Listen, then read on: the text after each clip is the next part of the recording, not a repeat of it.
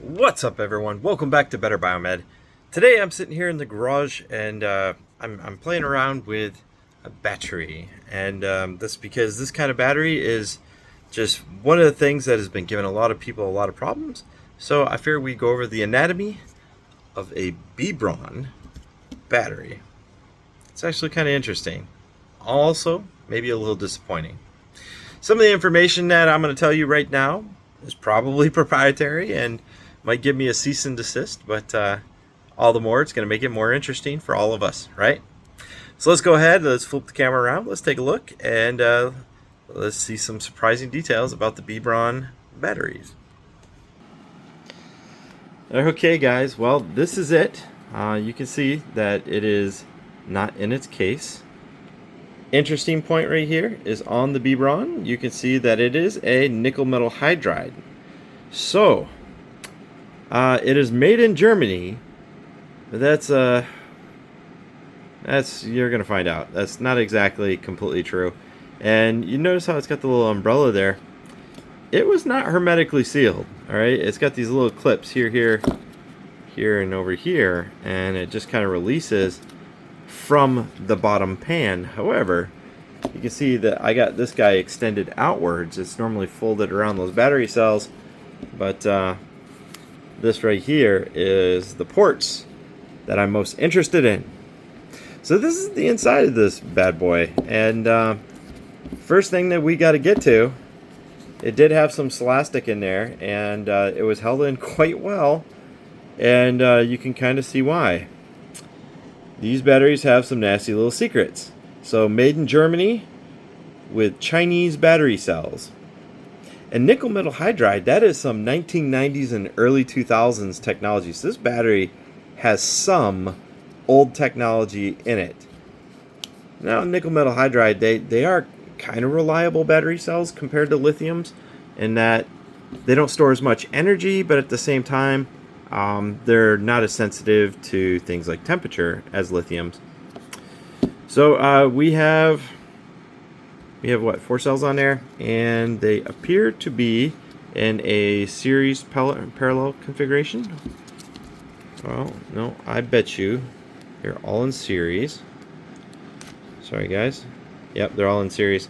So it comes down here, over through that jumper, and down. And the yellow wires right there, they are going to a thermistor underneath.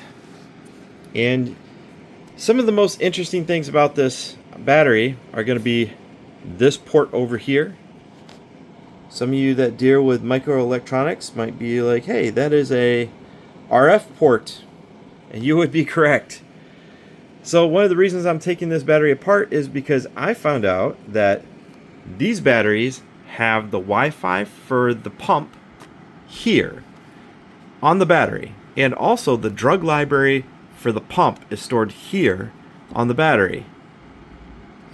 That's a little disconcerting. It just really upsets me, because when your battery goes bad, which it will, I mean, nickel metal hydride, they're not invincible batteries. In fact, they do go bad reasonably often.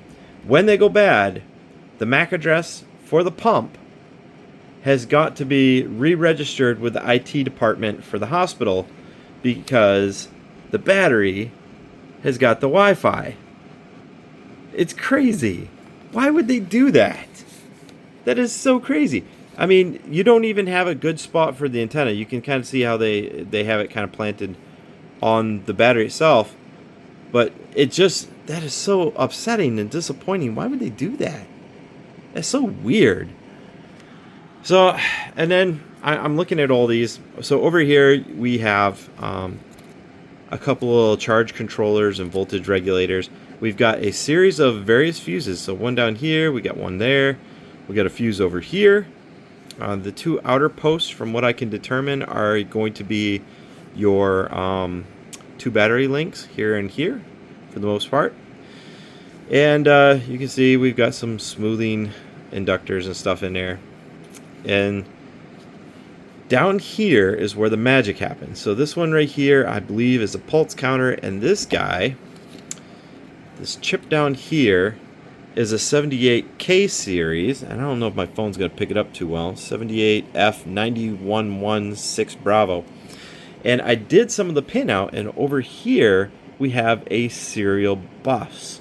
Now those serial pins aren't directly connected to these pins over here, so reading from a battery is not as simple as I thought it was going to be. I'm still kind of curious, do they really open these batteries up just to program them and then they slap them closed? You would think, these little dots right here connected to each one of those terminals, you would think that some of these over here would be programming pins, and so far they look like they are power management, and temperature monitoring is done over here. I don't know, man. Such an interesting little battery and so ridiculously overbuilt for what it is. What I can tell you is it's an incredible disappointment that this battery uses Chinese nickel metal hydride cells, and these batteries just cost so much money. The Braun 8713180 alpha. So I measured it at 5 volts, 5 point something volts. I'm sure this battery is not fully charged, but nothing too mythical there. Oh, you can see that I have another fuse over here. Is it? Looks like 1 amp. But anyway, guys, yeah, there you have it. That's the inside of one of these batteries. Nothing too fantastic there. I did look at it under a microscope, but it looks like my camera here on my phone is able to pick it up a little bit better.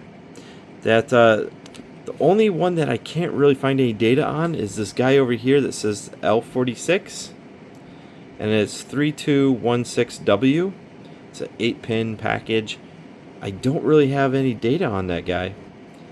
Couldn't really find it. Of course, I didn't search for very long. But this over here, this 78 series, it's a 30-pin package. So, anyway, guys, next up, we are going to go ahead and try and connect this guy to a bus pirate. If this guy has a UART, that means that I will be able to read and write from it. I'm going to solder some pins over here. I kind of have them marked already. You can see that my top pin right here, actually, let me get this.